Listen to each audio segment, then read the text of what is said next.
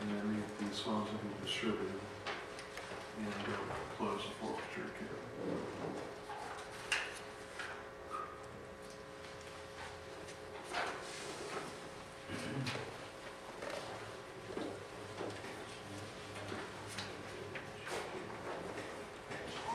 Y'all have any questions?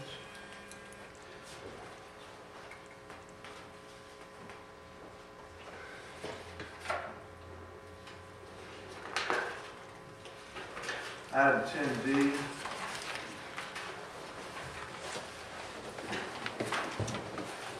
which begins on page 51 through 57, is consideration to adopt a resolution to establish qualifying fees for the 2010 election cycle. The resolution outlines those seats that are up for re-election and the qualifying fees for each seat, which includes the county commission and also the board of education.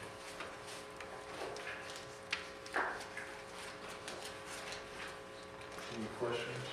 No, sir. No, sir. No, sir. Okay, item 10E is consideration to approve an amendment to your policy regarding the use of the meeting room. At your December 18th meeting, you amended a policy for the use of open can room at the previous meeting to allow those individuals who are campaigning for public office to use the room.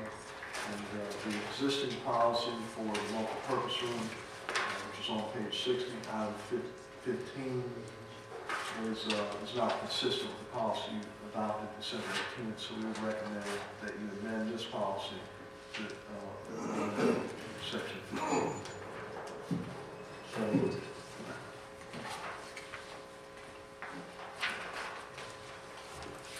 Item 10F, which is found beginning on page 61, I'd like to defer to the county attorney.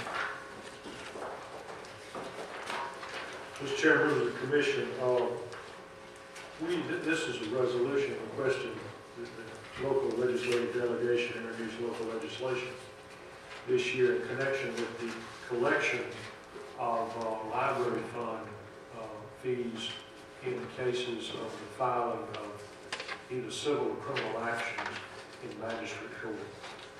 At the present time, there's a state law that authorizes the collection of $5 for each, an add-on fee for each case, civil or criminal, is filed in what we call courts of record, generally superior courts, things like that. The magistrate court, we have local legislation in Lee County that allows the magistrate court to collect $3 per case filed. It's already on the books. And what this legislation does is it provides that the magistrate court can now collect $5 if the legislation is approved by you and approved by the General Assembly, so as to make it the same in both sets of courts. And it also allows for those funds to be paid into the general fund of the county to be used in connection with the law library, which is exactly what the current local legislation provides.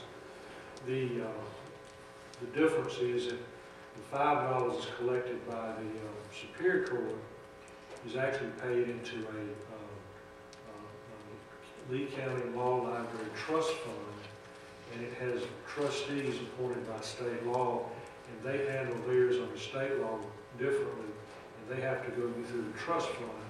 They can't necessarily take money from the magistrate court because it's sort of two different deals. And so the magistrate court's $5, now $3, will simply be paid into your general fund for that purpose. And that's really the only difference. As a practical matter, is going from $3 to $5, just to make it all even up. Thank you, Mr. Skipper.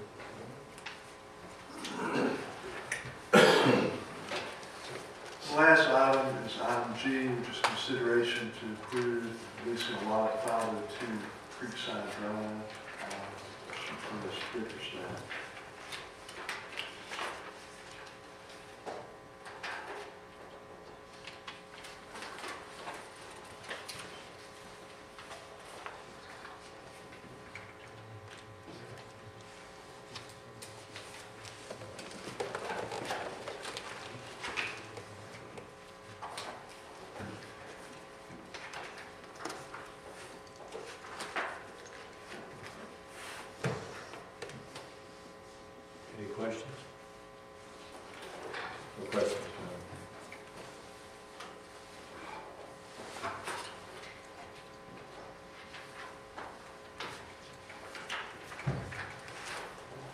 Excuse me.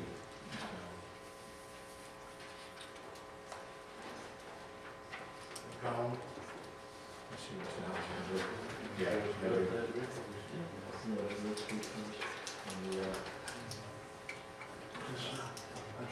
well, okay, thank you. Commissioner Muggs is going to give us an update on the complete count committee. Progress and events. You're on, Mr. Our Muggs. complete count committee met again at the first of the month, as it's been our tradition since, I guess, September. And I continue to be just really impressed with the commitment and the level of service from our completely volunteer group. Our next big event is planned for February 27th. That's when we'll have our sign explosion.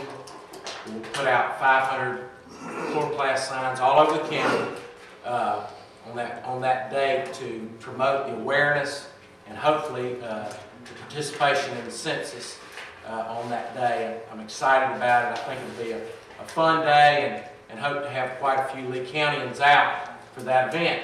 If you have a group that would like to participate, I'd love to hear from you. You can call our census hotline number. And along with our big event planned for February 27th, the other things that we're doing is we're offering to any group that's interested, we'll certainly come and speak to them briefly about the census and what good it does to participate in the census. If you would allow me just 30 seconds to make a promotional announcement about the Chamber's upcoming event. Mr. Muggs, you have the additional 30 seconds. Right. The Chamber every year partners with the Palladium Foundation to sponsor the Murder Mystery Dinner Theater. That's coming up January 22nd, 23rd. The money they raise is split 50-50. The Palladium Foundation uses 100% of those proceeds to benefit Lee County High School students with college scholarships. This year's event is Trouble at the Talent Show, and I've been to rehearsal and it's extremely funny. I encourage everyone to be there. You can call me about a ticket without being quiet. You need another 30 seconds, Mr. Muggs. Okay. I have a question. Yes, sir. On the audit, I'm sure I've done one of those things, but do they send it out to homes, or how does that thing work? On the census? I'm at Census. Yes, sir. The way that it's supposed to work is in the middle of March, you'll receive a 10-question questionnaire and to your home address, unless you have a P.O. box. But if you have an address, physical address, you'll receive the census, and you're instructed to return it by April 1st. The more people that return it by April 1st, the less federal dollars that will be spent to make sure those that don't return it by April 1st can actually fill it out. And there's a world of other benefits that would occur with proper completion of that census. Dennis, I would say, well, last census we had about 65% That's right. return. And I appreciate Rick on this committee because the better the count we have, the more dollars are going to come into the county. So it's very important what he's trying to do. And with that, I need a motion to adjourn. Mr. Chairman, excuse me, we would request an executive session to discuss the possibility of Did I miss that? acquiring property. Oh, my Lord. We need a make a motion that we adjourn to executive session. It's not adjourning to the executive session. Going Going to. to. I'll say it. All in favor? I apologize, I didn't see that.